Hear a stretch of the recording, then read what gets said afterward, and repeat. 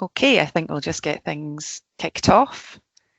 So, welcome to the Tourism Heritage Sector Skills webinar. I am Diane Cunningham from Skills Development Scotland, and I'm pleased to welcome our guest speakers, of whom I will introduce to you shortly. First of all, just a bit of housekeeping. We'll recording this webinar to put in our website, so you will be able to access it thereafter in the future. To avoid any accidental interruptions, attendee cameras and microphones have been switched off. I'd encourage you to use the Q&A function to ask any questions. If you just take a look at the top of your screen, you should be able to see the Q&A button with speech bubbles with a question mark in it. The session will run for 45 minutes and we have some time at the end to answer any questions that you may have. So today we're delighted to be joined by my colleague Lawrence Durden, Tourism Sector Manager. In addition, Catherine Cartmel, Historic Environments Scotland's Skills Investment Plan Manager. And thereafter, we will be hearing from Kat Brogan from Mercat Tours and Nicola Watt from Buzzworks Holdings. So if I can hand over to you, Lawrence. Are you okay, Lawrence? Yep, you there? I think you're on mute. There we go.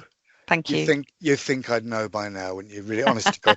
Right. Good afternoon, everyone. Yeah, I'm going to whistle through a very brief overview in 5 minutes, which is not a long time. I'm going to focus on the importance of the sector to Scotland, a little bit about the data, and particularly its role as an employer, some of the skills and key workforce challenges it's facing, and some of the great opportunities that the sector provides. And I'll then hand over to Catherine Cartmel from Historic Environment Scotland to dig down a little bit into heritage and historic environment. So tourism hospitality contributes about 5 billion to the economy. That's probably a conservative estimate, and it's going to continue to grow. It's estimated it's going to grow to nearly 6 billion by 2034. It employs in or around 200,000 people.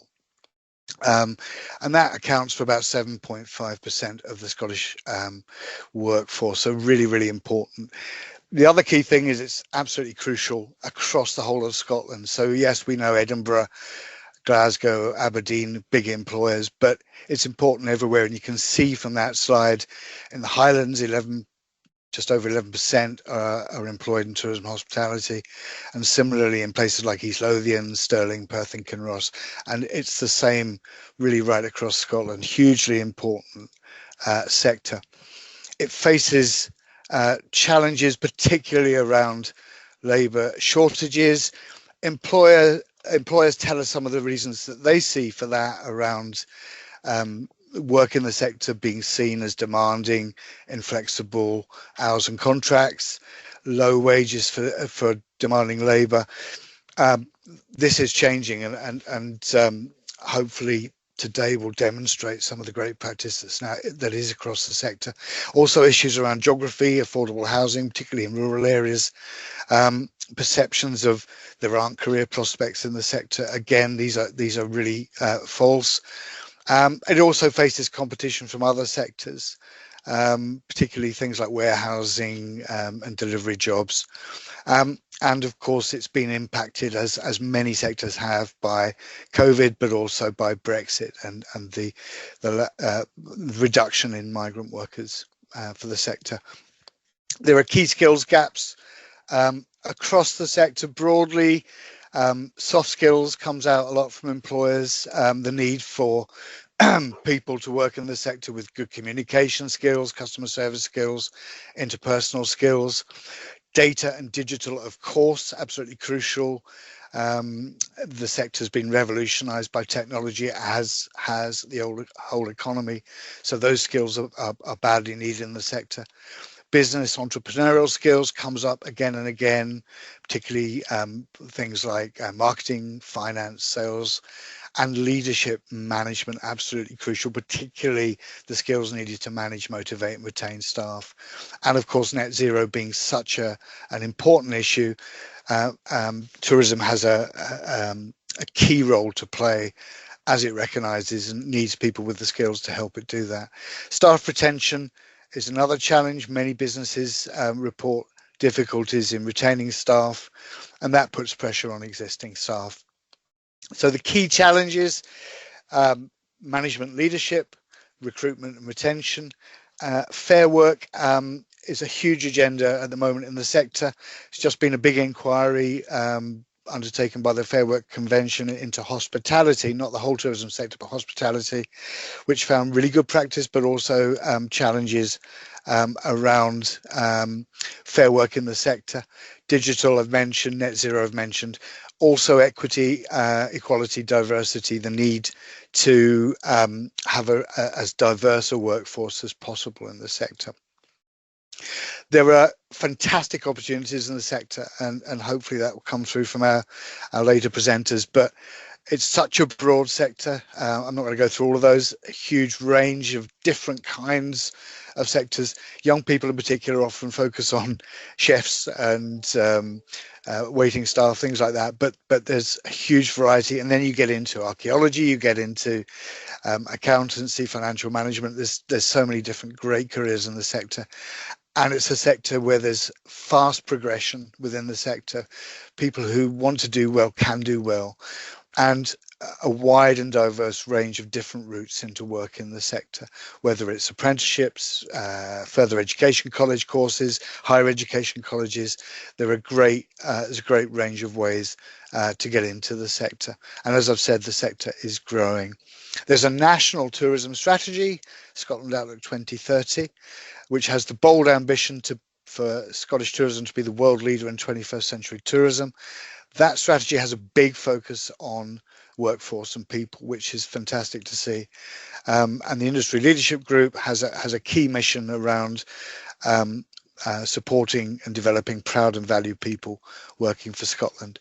The strategy itself talks about passionate people and the need to attract, develop, retain skilled, committed, diverse and valued workforce. So there is a real drive in the sector to support, improve and develop staff, not least because they need to attract talent into the sector. That's me. There's I think you'll be getting the slides, or have access to the slides after. These are some links. We've just updated the tourism sector skills assessment for those who love data. That's where all the data on the workforce now sits. We have also a report on the wider economic drivers for Scotland, which affect all sectors, not just tourism. There's also a tourism skills group, which has a landing page with a lot of useful information on it. And I'd recommend anybody who wants to find out more about the sector, the Outlook Scotland 2030, Scotland Outlook 2030 strategy, to visit the Scottish Tourism Alliance website. Hopefully I've kept within 5 minutes. I shall now hand over to Catherine. Thanks, Lawrence. In April this year, we launched the refreshed version of the Skills Investment Plan for the Historic Environment. The launch followed 9 months review and consultation. We wanted to find out what are our sector's skills challenges and opportunities, skills needs and gaps, the effectiveness of current skills provision, and ultimately the priorities we need to be collectively working towards over the next 5 years. And I'm going to give a whistle-stop tour of the findings of the Heritage Tourism Consultation, which is one of the top 10 pillars that form the Skills Investment Plan. This research is all online on the Historic Environment Scotland website, and the consultation is led by Mark Huffle from the Scottish Tourism Alliance. Next slide, please, Lawrence. Just to be clear, these findings are from the Heritage Tourism Consultation, and while there are similarities with other parts of the tourism sector, there may also be differences. There were 3 key areas identified as being a challenge, and they are all interlinked. And if we start with the top, Lawrence has already talked quite a lot about attracting future talent and the reasons behind it. While work is happening in this space, there's a continued need to work collaboratively with sector employers, influencers and third sector organisations to promote the idea that tourism roles can lead to rewarding careers by demonstrating to young people and everyone really the benefits of working in the sector and the variety of jobs available. Overcoming assumptions that these roles are only seasonal jobs and not viable career options presents a challenge. Therefore, it's important to illustrate progressive pathways into the sector. So this was very much about, there is lots of work happening, how can we better work together, how can we develop key messages in this area? Clear progression routes supported by accredited training, qualifications and personal development opportunities was seen as important for both supporting personal development but also to help employers understand competence. There isn't the same availability of accredited qualifications for this part of the tourism sector as there is for other parts. Finally, to ensure a healthy talent pipeline and organisational ability to recruit a diverse range of people, a recruit on aptitude and train and skills approach is needed based on personal qualities and mindset rather than skills and qualifications. There is a need to change traditional approaches and expectations by providing opportunities to grow our own skills in-house, and there are opportunities through employability programmes and engaging with public and third sector partners to be more inclusive. Next slide, please, Lawrence. The skills that were identified as either a need or a gap could be grouped into 8 areas. I'm not going to go over the ones that Lawrence has already mentioned. There were others that were specifically identified in the SIP consultation, and these are visitor experience and visitor management skills, including advanced customer service, languages, and skills relating to compliance like health and safety. Community engagement and cultural activity, including interpretation skills, storytelling, cultural event management, and supporting volunteers. And mentoring and training skills to build the capacity of organisations and the sector to support skills development in-house. Support was also identified as being particularly needed for self-employed and micro businesses. Next slide, please, Lawrence. Organisations identified a variety of training provision to support continued professional development and entry into the workforce, which was a real strength. These include commercial trainers, trade bodies, non-profits, and further and higher education institutions. In certain areas where provision exists, there may be a requirement to upscale or ensure provision is more consistently accessible and available. The number of tourism, transport and travel students studying at further and higher education providers has fluctuated over the past 5 years, but there has been a drop in high-level study. There are no specific apprenticeship pathways for visitor operations roles. However, there are pathways at different levels that are used in the sector, including foundation apprenticeships in hospitality, cultural venue operations, museums and galleries technician, cultural service apprenticeships, and graduate apprenticeships in business management. Challenges. There are growing connections to these providers, presenting opportunities to influence content that should be further developed. However, there's still a perception that the majority of travel and tourism provision primarily focuses on larger sectors, such as hospitality and travel. While these courses impart transferable skills, they also result in gaps in some of the core skills identified above. There's challenges with regional accessibility, and extreme staff shortages in the sector make it increasingly difficult to find time for staff CPD.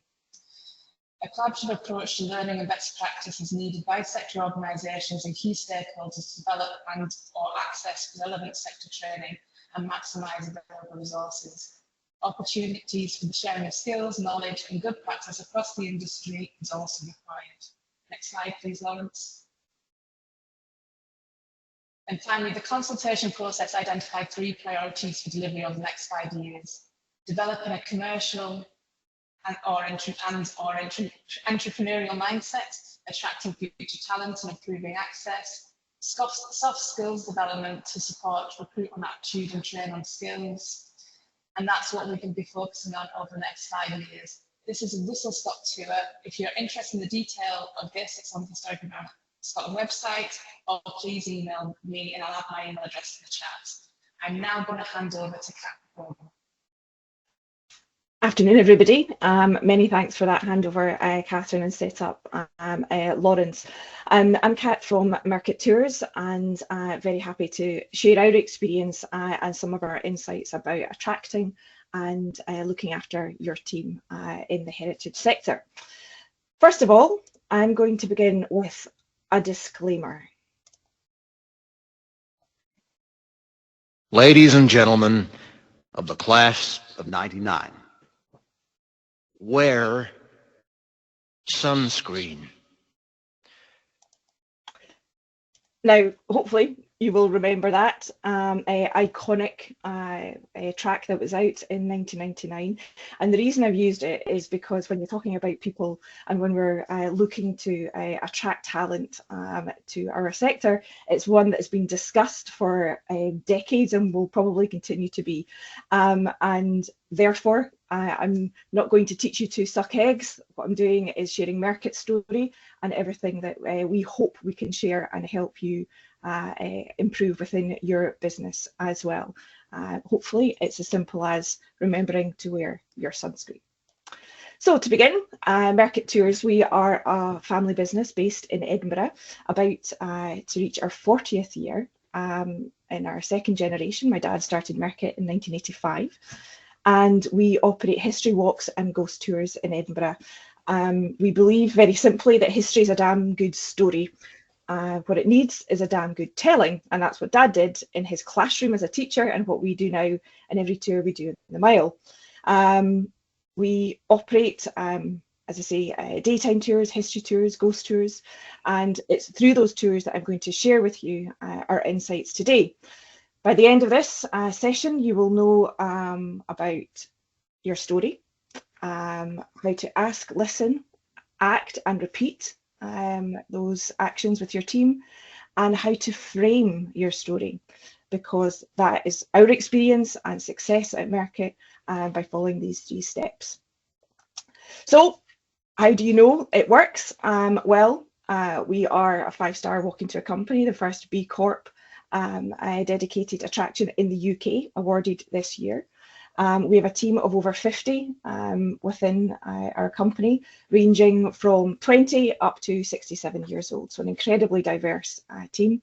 We operate our walking tours around the Royal Mile, in the Blair Street Underground vaults, and we also offer in-venue experiences such as storytelling over dinner.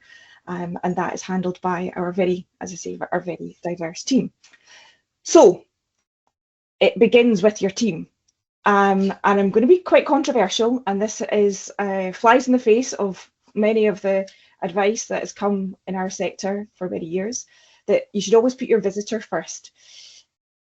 At Mercat, we don't. We put our team first. Because if you look after your team, if they feel valued, if they feel seen and heard and safe, then they will transmit that to our visitors, and that almost takes care of itself. Okay, and an example of that was when we came out of COVID, our team was reduced to 19 in number. And in 2020, we did a very successful recruitment campaign, you can see here. We doubled our ranks in the space of a matter of weeks. And as I say, you can see just how diverse they are here. And that entire strategy was about putting our team first. And since then, we have thrived because these amazing people put our visitors first. Look after your team and they will look after our visitors. So first tip, know your story. Back in 2017, we'd been operating for over 30 years, believing that history is a damn good story and giving it that damn good telling. We needed a refresh, and we took it to our team. And we had our usual annual conference, and there was a lot of post-it notes, and there was a lot of scribbles. And the question I asked the team was, what's our why? Why do we exist? Why does Mercat Tours exist? And it was a fascinating process. And with over 80 in the team at the time as it was, we came to the conclusion, very clear conclusion, as to our why. And I recommend this process. In our case, we use the model by Simon Sinek, the golden circle of know your what, your how, but most importantly, your why. Other models are available. But we came to the conclusion that we're here to make meaningful connections that benefit everyone. And that came from our team and drives our team and everything that we do and ever since. So the first point is know your why, know your story. Next, ask, listen, act, and repeat. You talk about business priorities. Attracting and retaining talent is one of your business priorities. I would turn it on its head and ask your team, what are their priorities? Do so in every way you can, as frequently as you can. For example, at Merck, we have a consultation team, which is led by the team, elected members, and we have contact on a monthly basis, formally on a quarterly basis. So the team are listened to, they're informed. We have a fortnightly team update. So we use all manner multi-channel approach, whether that's email, WhatsApp, Teams. We have biannual in-person meetings. On a personal level, we have 4-week check-in with our team. So ask and listen. Most importantly, act on what you hear and keep going, repeating, because the priorities of your team will change. Their life circumstances will change, people change. And if their priorities change, so should yours as a business. And that organically will make you an incredibly inclusive, diverse business. And that is the best way to be inclusive, is to be driven by your team and for it to be that natural process. And to give an example, we have, with her blessing, the story of Naomi, who joined us over 10 years ago. She was a student at the time, footloose, fancy free, with the world ahead of her, and since living in Edinburgh. And since then, 10 years on, she now lives outside of Edinburgh. She is a single parent. Her circumstances have changed a lot, including her own physical health. And we're still here for her. Her role within Merck has changed because we have asked her, we've listened to her, and we've acted on her priorities. And this is a wee snippet of Naomi. So I do history tours, I do ghost tours, I take people up to the castle or down to the Palace of Holyrood House. The history that I remember enjoying the most as a child is the history that I learned from tour guides. And the sneaky thing about being a ghost tour guide is that you teach people history without them realizing it. It's an ideal job. I'm a mum, so it means that it's really flexible around the childcare needs that I have. I love doing something different every single day, and I have no intentions of changing. So you know your story, your why. You've asked your team, listened to your team and understand their priorities. So you know the why and the what. The next stage is to frame it. Okay. And Lawrence alluded to this already. In Scotland, we have the Fair Work framework. And this is what we used at Merck to hang the team's priorities under these five areas of respect, security, opportunity, fulfillment, and effective voice. And there are other frameworks out there. This one works for us, and it's a government priority. And on a strategic level, I work with the industry leadership group here in Scotland. So it's important to support the Fair Work framework and its ambitions. You don't have to use this, you can use others. But what's most important is whatever way you frame it, your story, your priorities, is to use your language, okay? If I take us back to the Merck example, back in 2017, we defined our why. Our team told us this is our why. And what, that's our priorities, which is constantly being reviewed. And then we framed it as the Merck deal. Okay, and this is maybe a particular insight for any family businesses out there. When you are a family business, you can stray into the realm of emotional contracts with your team. It's an incredibly important bond and loyalty that you can have, but it can get tricky. Therefore, we have the Merck deal, which makes it really clear how we look after the team and what we expect them to do, which is to look after themselves, to bring the very best of them to work, to look after each other in the team, and therefore to look after our visitors. Okay, so it's always that team first. So that's the Merck deal. And as you'll see in a second, it is framed around and hanging on the Fair Work principles. So here's the Merck deal.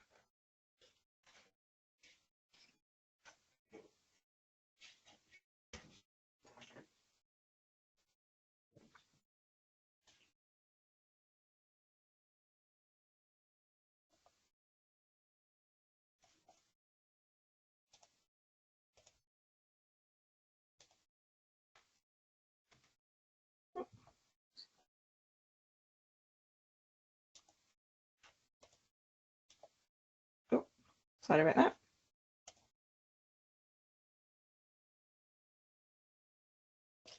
Oh, apologies.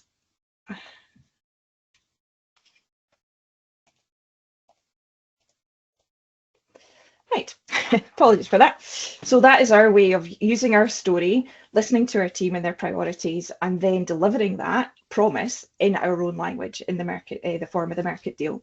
And the last thing I would say is that use your sales and marketing team in the way that you would market to visitors. You sell on benefits and therefore to grow the business. Use that effort internally, market to your team.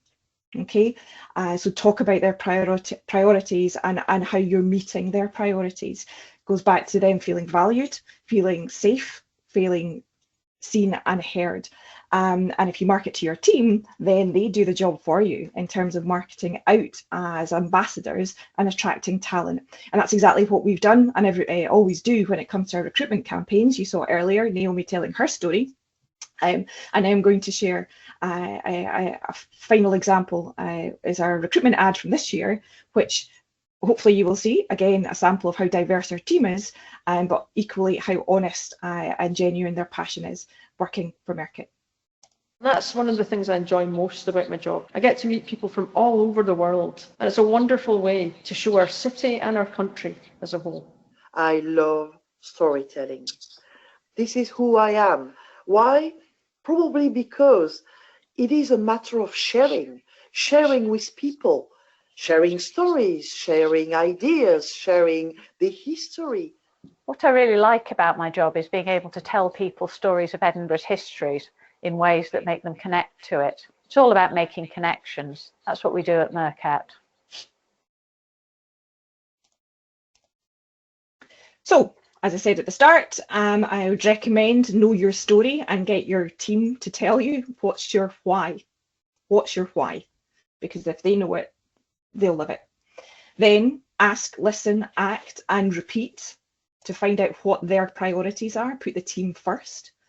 And then frame it. Frame your story, frame those priorities in your own language and market to your team. Okay? And tip, it's really hard. It's really messy.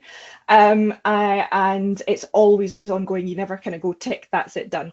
I would recommend use this network. When we came out of COVID, I think one of the most inspiring things I certainly remember as a leader in trauma was just how generous our sector is. We're so open, we're so supportive. So ask each other, listen to each other, and support each other through the process. And my final point is remember to wear sunscreen. Thank you. I'm very happy to help with any questions now or at any point in the future. Thank you. That's great. Thanks very much, Kat. I'm just monitoring the Q&A for questions at the end. So thank you for that. If we can hand over now to Nicola. Thank you. So hi, my name is Nicola. I am Head of People for Buzzworks. And similar to Kat, and there is quite a lot of similarities to Kat, I'm glad to say. I'm going to talk to you about just some of the things that we do. I don't have all of the answers, none of us do, but some of the things that we have tried and tested and things that we're doing to head up the challenges for attraction and retaining within the industry.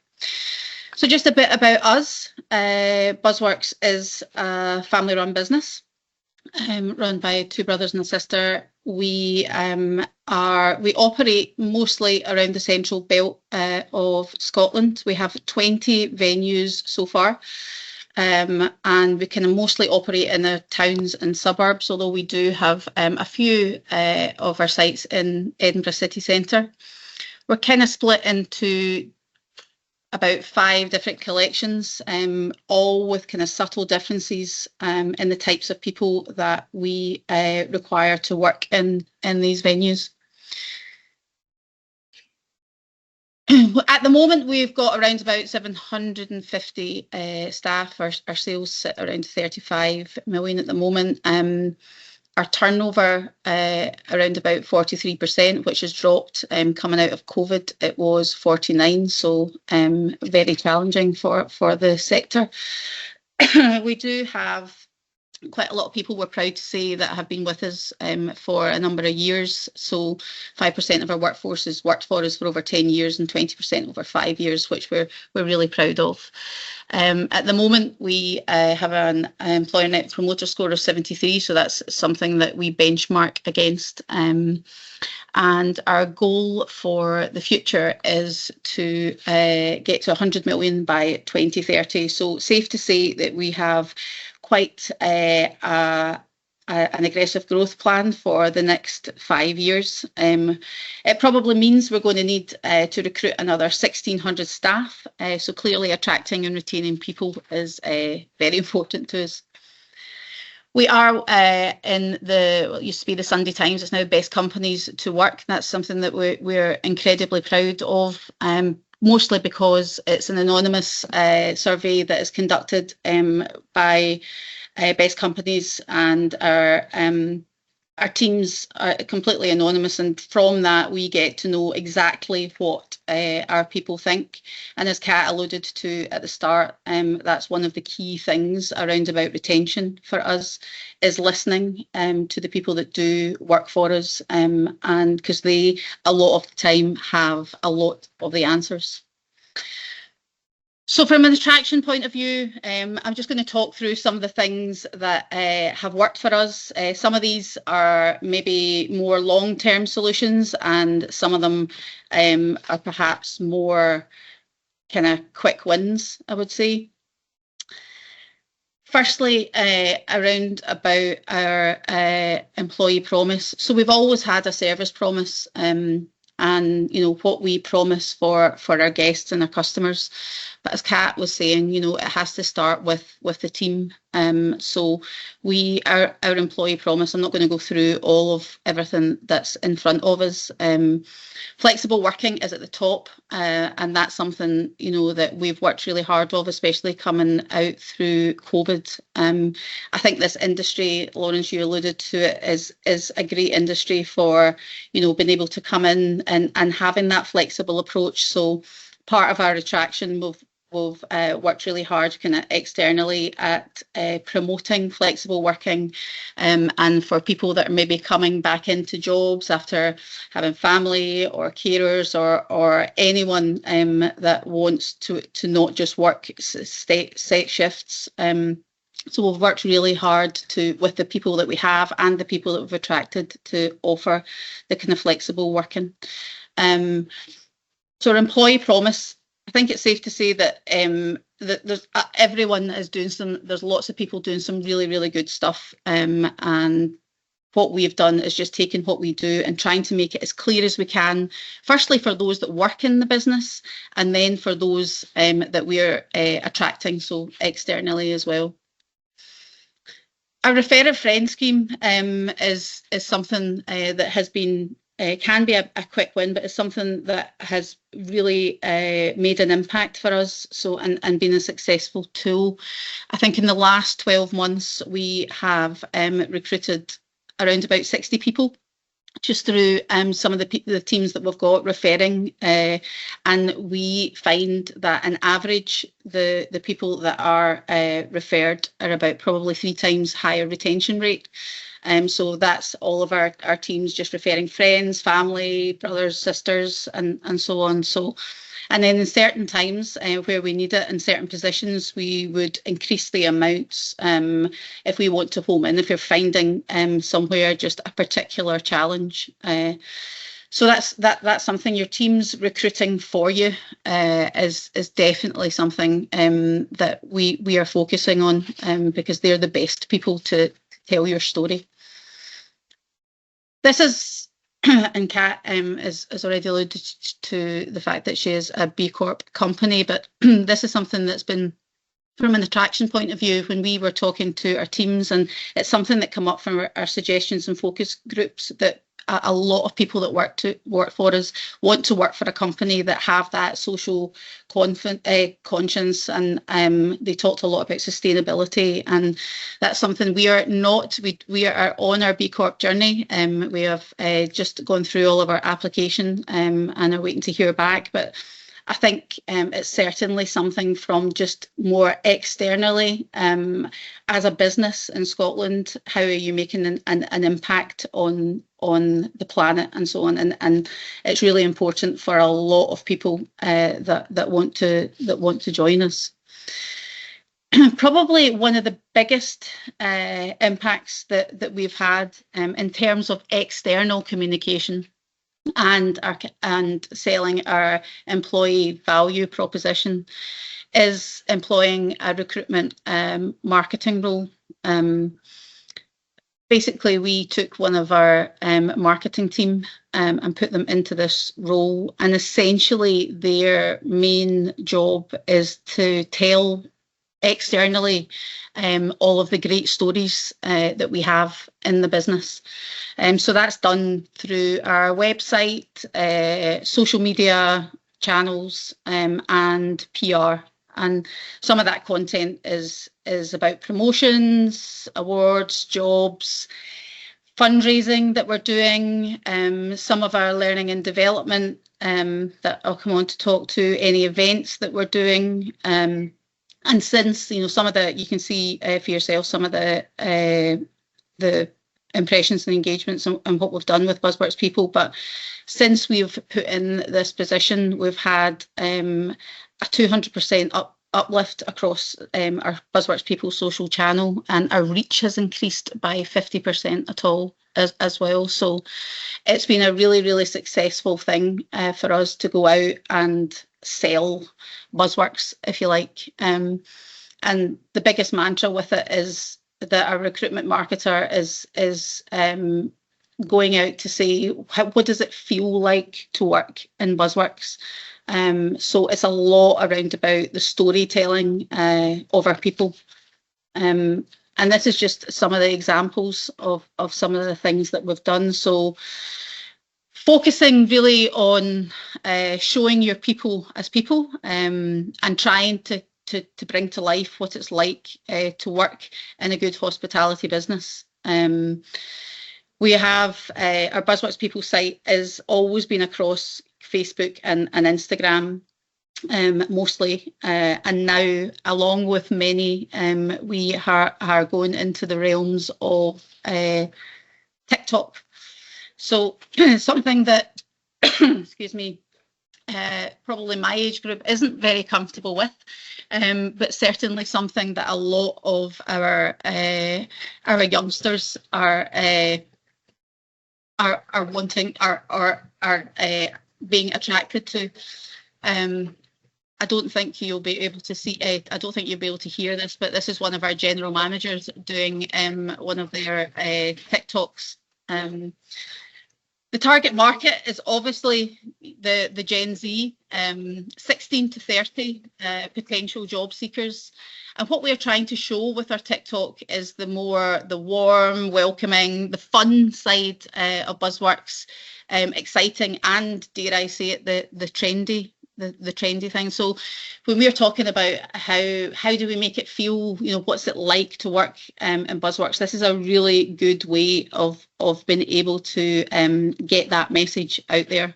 And it's something that we are starting to focus on, and really, although it's been led by our recruitment marketing and our marketing team, all the content comes from the people in our venues. So yeah, it's ground roots up, and it's fun, and yeah, some of it quite cringy if you're my age, but there's definitely, for the amount of young people that we want to attract into this industry, it's definitely been a great tool for us. Moving on to retention. Very similar to Kat. I'll not go into it all because Kat's already done that for me, but we focused a lot years ago on why we exist. So what's our core aim? What is the purpose of Buzzworks?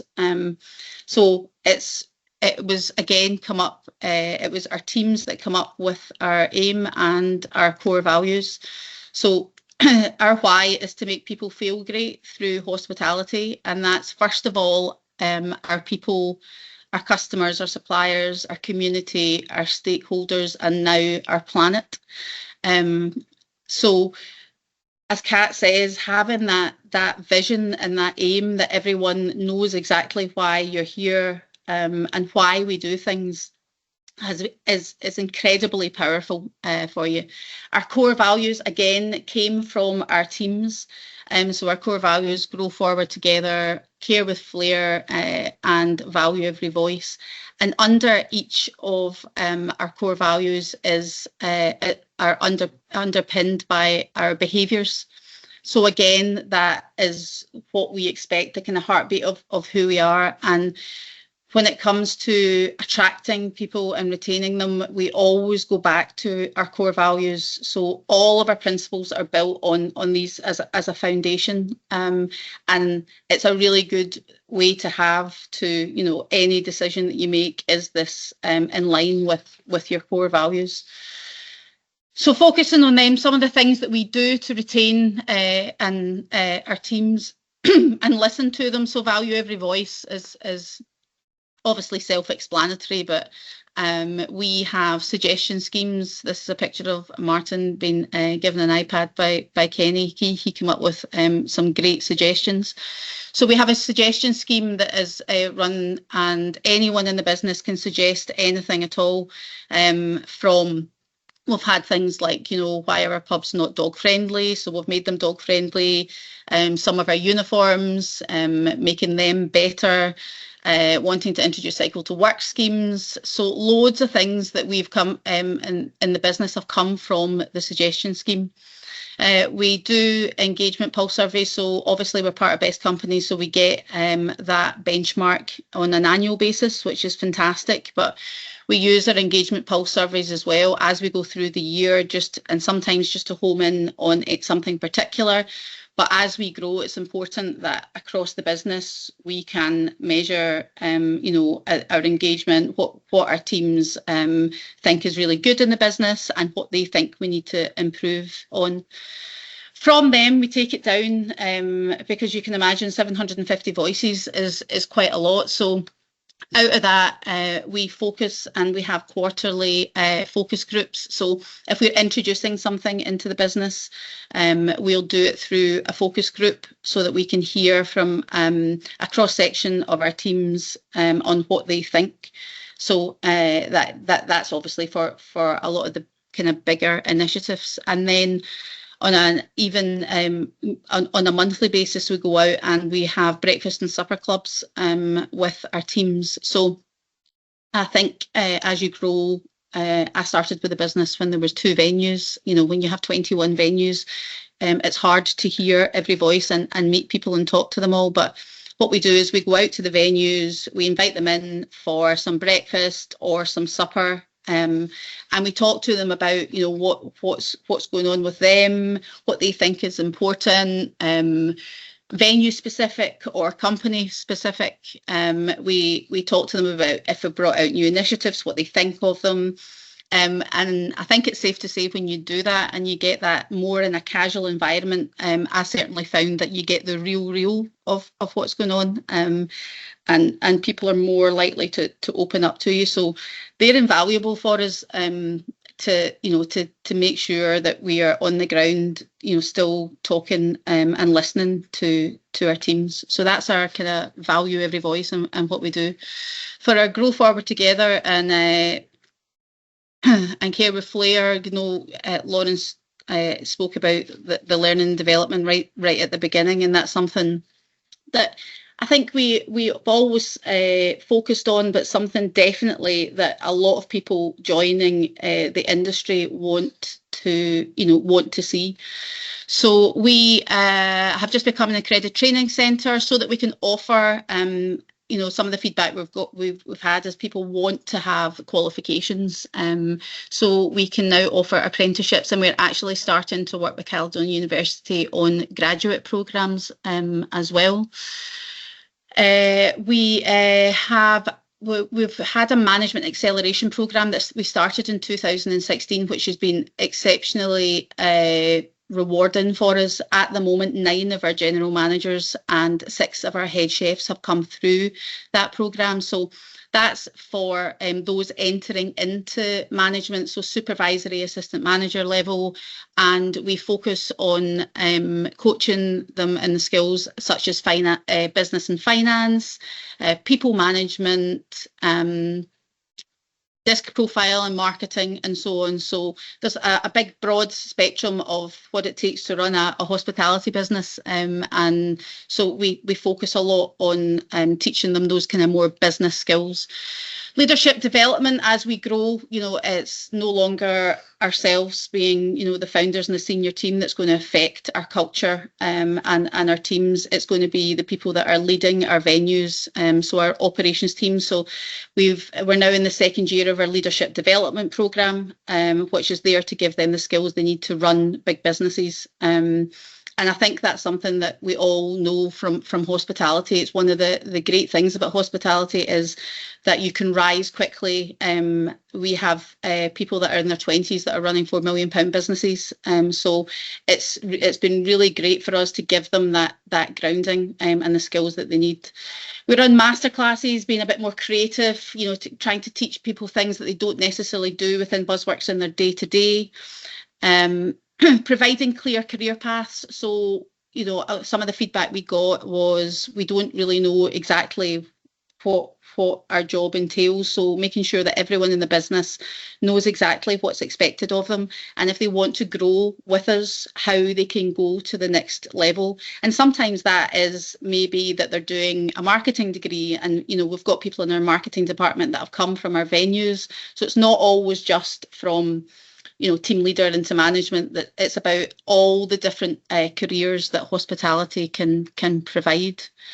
And our welcome programme is something that I'll come on to talk about, but that's what we've really focused on around about retaining people within the kind of first 90 days.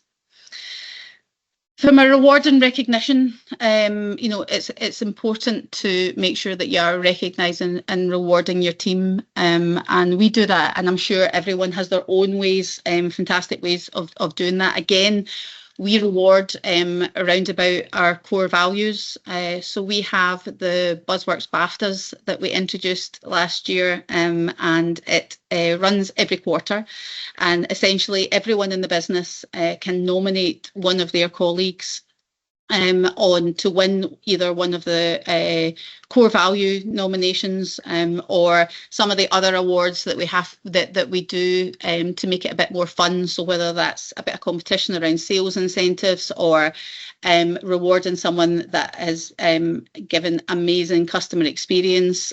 So essentially what it is that you can nominate someone within the business. It doesn't even have to be someone within your venue, and we've had an amazing response to that. Again, it allows us to tell the story of our core values and our behaviours, and really kind of impin them into everything that we do. So that's just a bit on some of the things we do from a reward and recognition point of view. Attraction, something I talk about filling the funnel, and I think coming out of COVID, that's what we were all concentrating on, was filling the funnel. Then we suddenly realised that there was too many people coming out of the funnel. So our staff turnover was around 49%, and we were losing about 50% of the people that we had in the first 90 days. So we've spent a lot of time on our welcome programme. The people that you can see in the screen, Kenny, actually, our managing director, went and did a HIT scholarship and was lucky enough to work with Danny Mayer in Union Square Hospitality. So we consulted with them and some of their senior team to help us build a welcome programme that would, really kind of try to get us to take our culture into our first kind of 90 days. So focusing on how people enter the business and how we support them through our 30, 60, 90 days. And I'm pleased to say, you know, from a turnover point of view, it's really helped that to bring, we're currently sitting at 19% for the first 90 days as opposed to 50. So it's definitely something from a retention point of view. We're just running short of time, Nicola, so just a 1 minute warning, please. Yep, that's fine.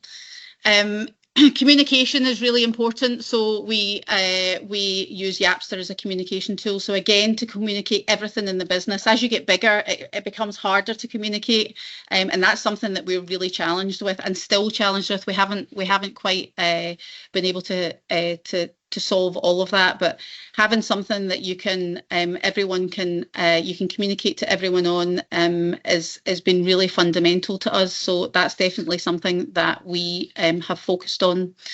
Benefits, you know, our company benefits, everyone has their own benefits, but yeah, it's important that you have things that and you really, you know, can reward and make people feel part of something and support people with not just what they're doing, you know, their work with internally, but definitely, you know, their lives as well is important. And then lastly, giving back, you know, that's something again from a CSR point of view that we've focused on. This is us doing the kilt walk, but I think if you work within a community, it's really important to be able to support that, and we try to do at least every quarter something within our community-based giving back, which has again been really successful and is important to our teams to make so that they're aware or they feel kind of part of something. So yeah, that's really a kind of whistle-stop tour of all the things that we do, and yeah, some of them long-term and short-term, but certainly not all the answers, but definitely these things have worked for us. Thank you so much. That's brilliant. Thank you to both of you. Well, to all the presenters. I'm just very conscious of time. So just very briefly, at the end of the session, everybody that's attended will receive a copy of the recording thereafter and a follow-up survey. We've just got a couple of questions, with the few minutes we've got left. So can I just pose the first one really to both of you? Perhaps Kat, you might want to go first, but just from your perspective, what's your kind of biggest key challenge around the kind of fair work within the sector? Perception, reputation, and that is within our wider population, within our schools, within our families. Tourism is not regarded, it's not valued as a career choice in the way that it is in other countries in the world. And that's something that we can all help challenge. We do an awful lot with our time in terms of working with Skills Development Scotland, the Scottish Government Industry Leadership Group. We have partnerships with local schools. We host and mentor young people to try and break down that perception that it's a weekend temporary job. So that would be the biggest challenge. Thank you. And Nicola, anything from you to add to? Yeah, I mean, not really. I would absolutely echo that. That's a lot of what Kat's doing in the schools and the communities. That's, you know, trying to get that message out about hospitality, and it can be a great career. And yeah, as Kat says, it can be obviously really rewarding, and you can get, even if you are going to university and you're a young person, what the life skills that you get that you maybe don't get to learn there, and what you can put in your CV from being in the industry is something that we we work hard to put out there from the industry point of view. So yeah. Thank you. You've both given some really great examples of the things that you're doing within your own businesses, and that was brilliant to hear. I just wonder, in terms of what's the best route into employment in the sector, if perhaps somebody has no previous experience or can't be recommended through a recommend a friend scheme or so on, what would your advice be? Get in touch.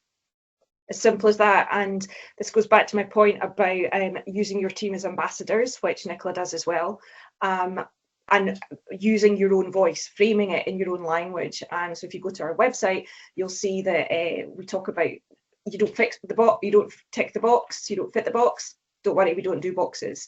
get in touch. And we have such an open policy that we are pretty much constantly dealing with speculative interest in joining Merca, even when we're not recruiting. So the biggest thing is get in touch, and to, as an employer, to be available and accept that interest in any way it comes, any platform it comes through. Nicola, anything else from you? Yeah, I would say just on that is just making sure that all of the, we've got website, we've got TikTok, we've got all but keeping it as simple as possible, I think, is gone are the days of filling out a huge application form. People don't want to do that anymore. They want to do 3 clicks and they want to speak to someone. So that's simplifying that, how you recruit someone is really important, and that those kind of first steps, 3 clicks. Brilliant. Well, listen, thank you. I'm conscious of time. We're just about to finish up. Thank you to all our presenters today, and for everybody for attending. As I say, you'll get a copy of the recording and a survey issued. Thanks all. Thank you.